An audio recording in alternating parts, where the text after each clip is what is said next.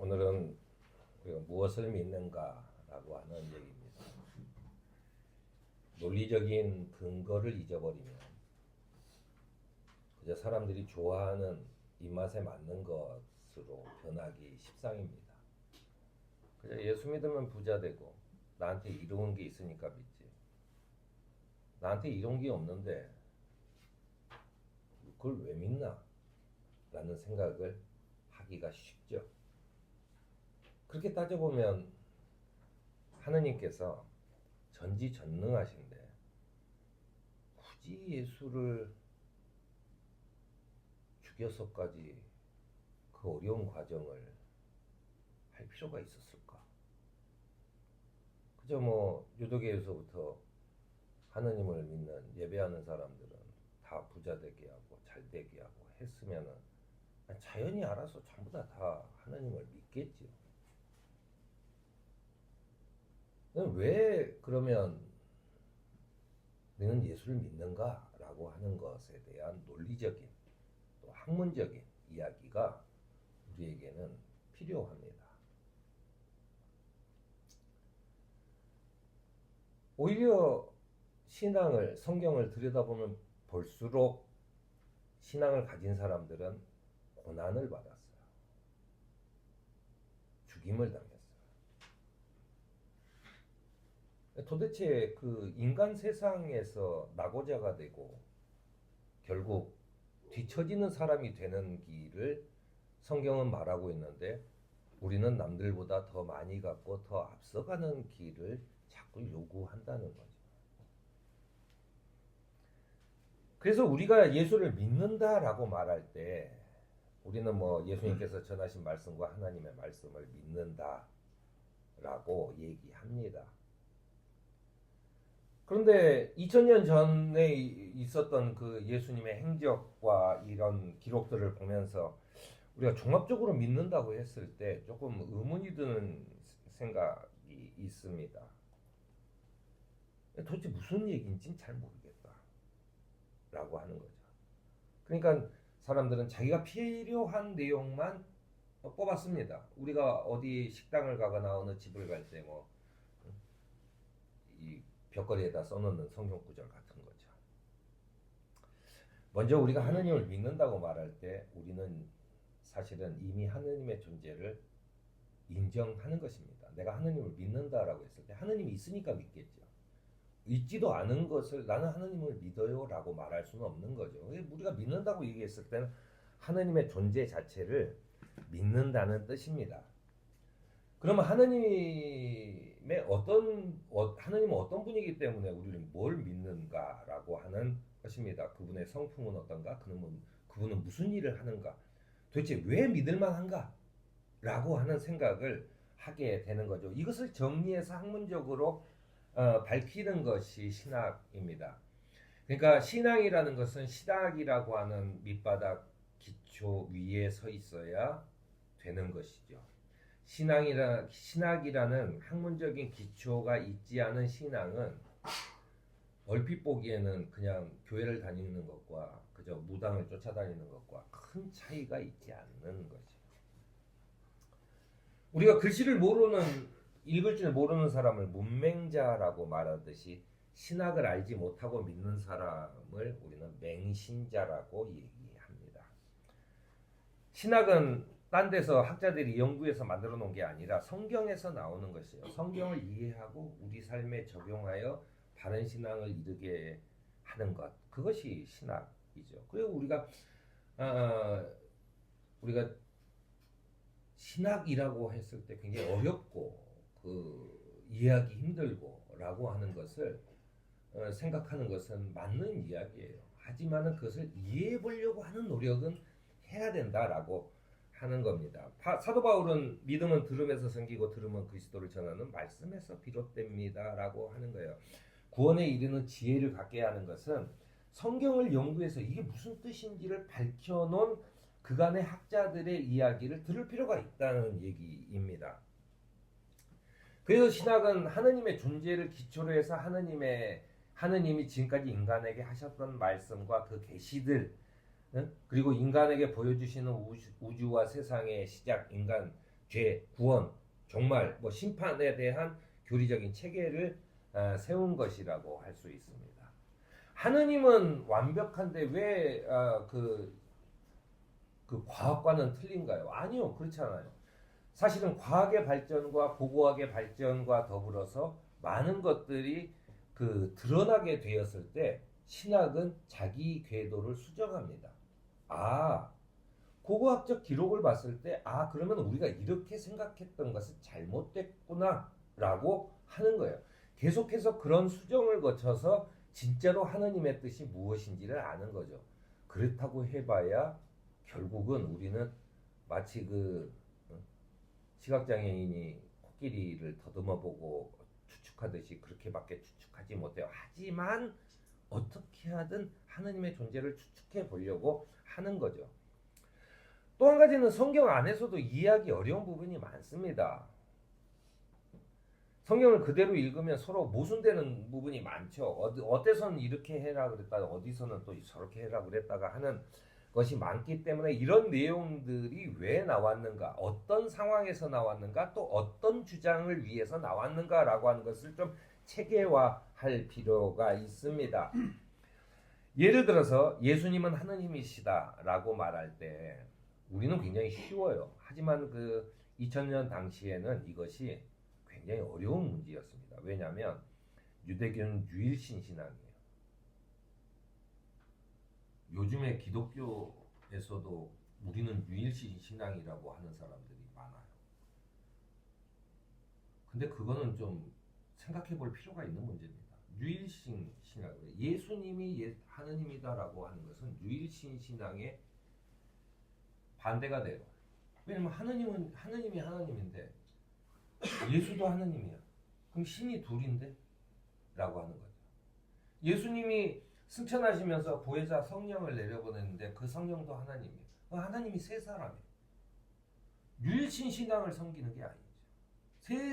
신을 세 위나 섬기는 거잖아요. 이게 침해되는 겁니다. 그런데 예수께서는 참 인간이셨다. 그 인간의 모든 고통을 당하시고 십자가에 못 박히셔서 죽었으며 그 지옥의 끝까지 제일 밑바닥까지 내려가셨다라고 말할 때 예수는 참 인간이었다라고 얘기합니다.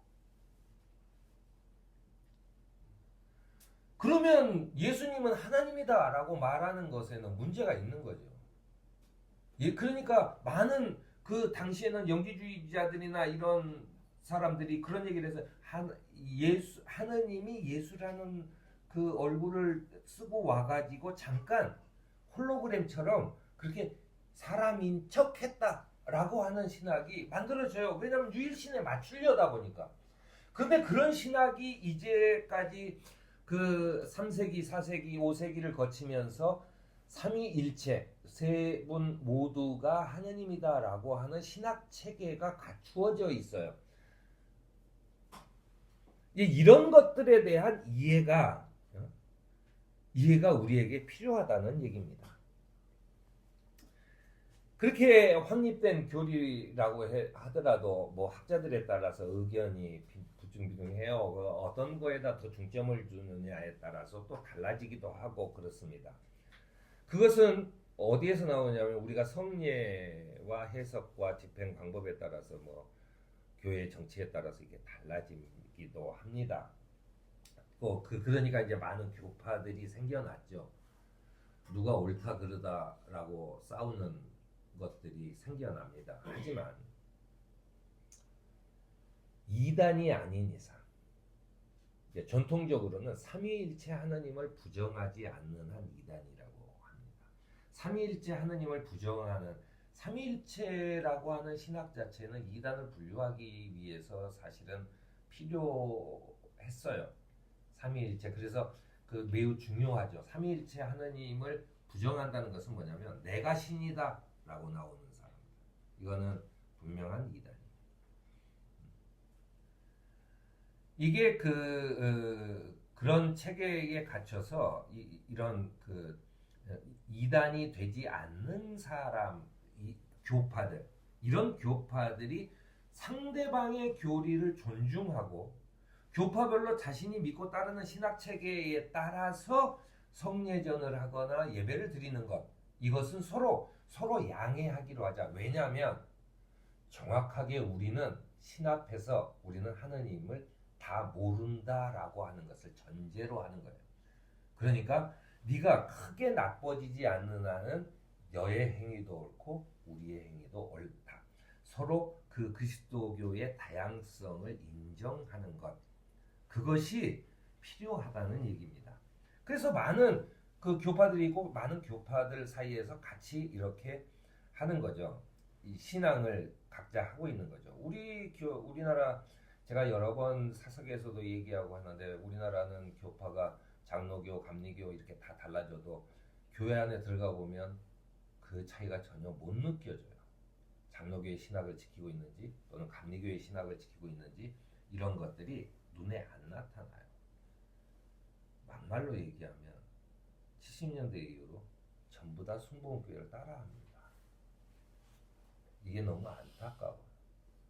제가 우리 교회가 장로교 전통을 지켜가는 것 자체는 저는 스스로 굉장히 옳은 일이라고 생각을 하고 하는 겁니다. 어쨌든 그 신학 체계가 있어요. 이제 전체적으로 뭐 가톨릭, 동방정교회, 그리고 가톨릭에서부터 나온 그 소위 말하는 개신교라고 하는 것들이 전부 다 같이 가지고 있는 게 이제 그 성경은 어떻게 말하고 있는가를 연구하는 조직 신학이고, 그리고 교회는 무엇을 믿어야 하는가라고 하는 학문이 교의학입니다. 그리고 이제 신앙 고백문이나 신앙 그 선언서를 만들 때는 그 교파의 교의학에 의해서 만들어지는 거죠. 그리고 이제 구약과 신학을 연구하는 성서, 뭐 역사 신학, 뭐 이런 그 여러 가지 신학들이 있습니다. 그리고 이제 신학적인 견해에 따라서 가톨릭 신학은 천주교의 전통적인 신학이죠. 그 동방정교회의 신학은 또 그 서방 가톨릭 교회와는 좀 다릅니다. 우리는 동방정교회가 잘 눈에 보이지 않으니까 그러는데, 사실은 그 동부 유럽 쪽에서 러시아까지 전체가 대부분 다 동방정교회 소속이죠. 동방정교회가 그 인원적으로는 굉장히 큽니다. 다만 그게 이제 공산화되고 뭐 하면서 없었는데, 한국 교회가 뭐 러시아에 가서 그 예배 참석하면 몇 달러씩 주면서 그렇게 선교에 성공했다라고 말하는 것은 조금 어폐가 있어요. 왜냐하면 그들은 하나님을 믿는 사람들이 동방정교회 교인인 거죠.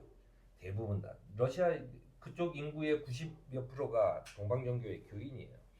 근데 그거를 개신교로 전향을 시켰다고 해서 그 청교회 하느님에게 그 내가 큰 사명을 감당했다라고 말하기에는 조금 그 어폐가 있는 얘기죠.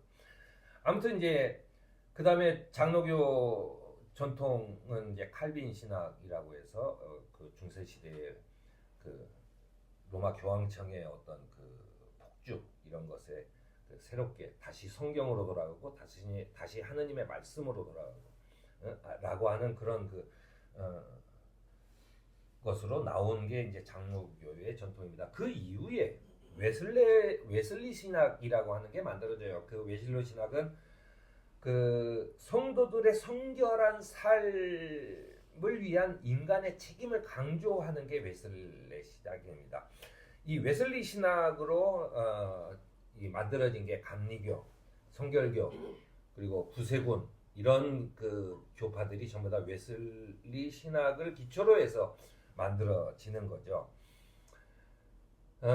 뭐 이런 그런 그 신학적인 내용을 가지고 앞으로 그 하느님은 누구인가, 우리가 뭘 믿어야 하는가, 또 그런 것들이 지금 현재 소위 말해 학자들이 연구한 성경의 전체적인 내용과 뿌리는 어떻게 되었는가라고 하는 것에 대한 이야기를 제가 앞으로 계속 해보려고 합니다.